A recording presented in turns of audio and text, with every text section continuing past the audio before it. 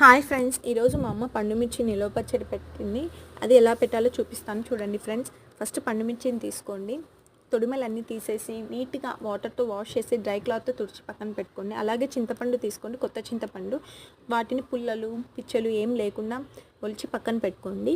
1 KG పండు మిర్చి పచ్చడికి నేను క్వాంటిటీ చెప్తాను చూడండి ఫ్రెండ్స్. కేజీకి 1/2 కిలో అంటే 250 గ్రామ్స్ సాల్ట్ లేదా కల్లుప్పు, 250 గ్రామ్స్ చింతపండు, 1 to 2 స్పూన్స్ మెంతులు వేసి ఇలా రోట్లో బాగా రుబ్బుకోండి ఫ్రెండ్స్. ఇది మనం గ్రైండర్లో కానీ మిక్సీలో కానీ కూడా వేసుకోవచ్చు, కానీ కలర్ చేంజ్ అవుతుంది ఎక్కువ రోజులు ఉంటే.